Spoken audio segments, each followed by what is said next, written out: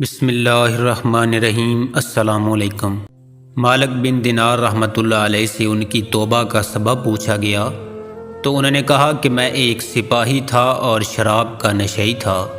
میں نے ایک نفیس باندھی خریدی اور وہ میرے دل میں خاص مقام کی مالک بن گئی۔ اس میں سے میری ایک بچی پیدا ہوئی۔ میں اس بچی کو حد سے زیادہ پیار کرتا تھا۔ جب وہ زمین پر گھسٹ کر چلنے لگی تو میرے دل میں اس کی محبت اور زیادہ بڑھ گئی۔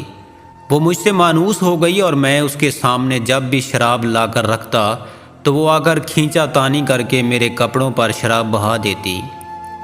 جب اس بچی کی عمر 2 سال ہو گئی تو وہ مر گئی۔ میرے دل کو اس کے غم نے بیمار کر دیا۔ پھر فرمانے لگے 15 رمضان کو جمعہ کی رات میں شراب کے نشے میں مدہوش تھا۔ میں نے عشاء کی نماز بھی نہیں پڑھی تھی۔ میں نے خواب میں دیکھا کہ سور پھونکا گیا ہے اور قیامت قائم ہو گئی ہے۔ مردے قبروں سے اٹھائے گئے اور تمام مخلوق کو جمع کیا گیا، جن میں بھی شامل تھا۔ میں نے اپنے پیچھے آہٹ سنی، مڑ کر دیکھا تو ایک بہت بڑا اژدہا ہے، کالے رنگ کا، آنکھیں نیلی ہیں، منہ کھولے میری طرف دوڑ رہا ہے۔ خوف و دہشت کے مارے میں بھاگا۔ راستے میں ایک ستھرے لباس والے شخص کے پاس سے گزر ہوا۔ میں نے سلام کہا، اس نے جواب دیا۔ میں نے کہا بابا جی مجھے اس اژدہے سے پناہ دو، تجھے اللہ تعالیٰ پناہ دے۔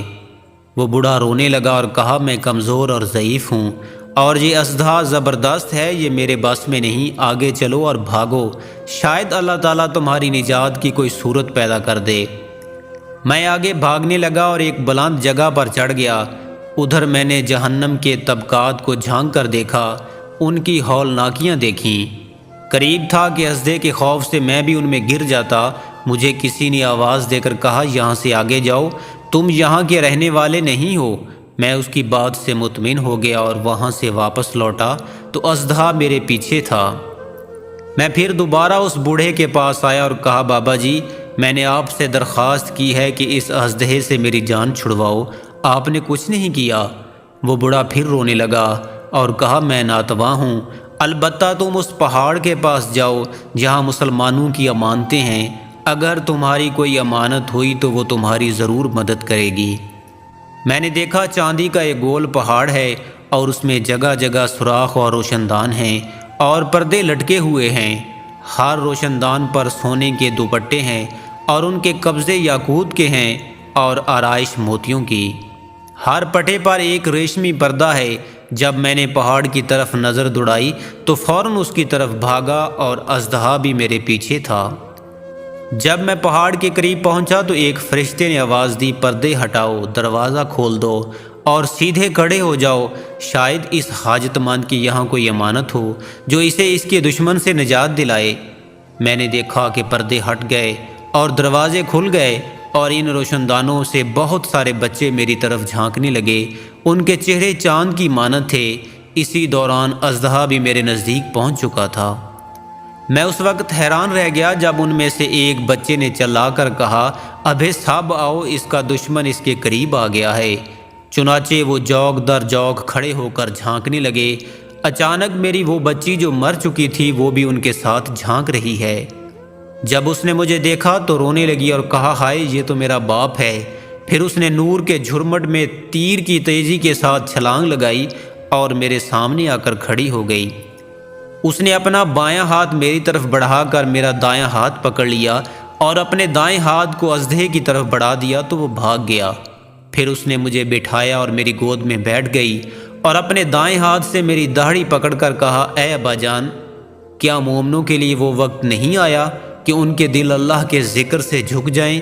میں رونے لگا اور کہا اے بیٹی تم لوگ بھی قرآن کو جانتے ہو؟ اس نے کہا ہم تو تم سے بھی زیادہ قرآن کو جانتے ہیں۔ میں نے کہا اژدہے کے بارے میں تو کچھ بتاؤ جو مجھے ہلاک کرنے کے در پہ تھا۔ اس نے کہا وہ تیرا برا عمل ہے جس کو تو نے طاقتور بنایا اور وہ تجھے جہنم کی آگ میں ڈبونا چاہتا ہے۔ میں نے کہا اس بوڑھے کے بارے میں بتاؤ جو راستے میں ملا۔ اس نے کہا وہ تیرا نیک عمل ہے جسے تو نے اتنا کمزور کر دیا کہ وہ برے عمل کا مقابلہ نہیں کر سکتا تھا۔ میں نے کہا اے بیٹی تم اس پہاڑی میں کیا کرتی ہو؟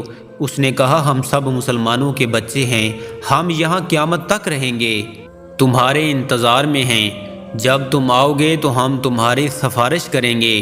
مالک بن دینار رحمۃ اللہ علیہ فرماتے ہیں میں گھبرا کر اٹھا اور اٹھ کر شراب چھوڑ دی اور اس کے جتنے بھی برتن تھے سارے توڑ ڈالے اور اللہ تعالیٰ سے توبہ کی، اور پھر فرمایا یہ خواب میری توبہ کا سبب بنا۔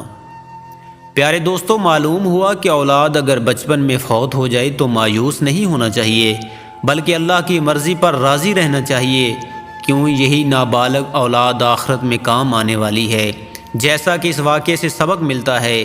اللہ تعالی ہم سب کو عمل کرنے کی توفیق عطا فرمائے، آمین یا رب العالمین۔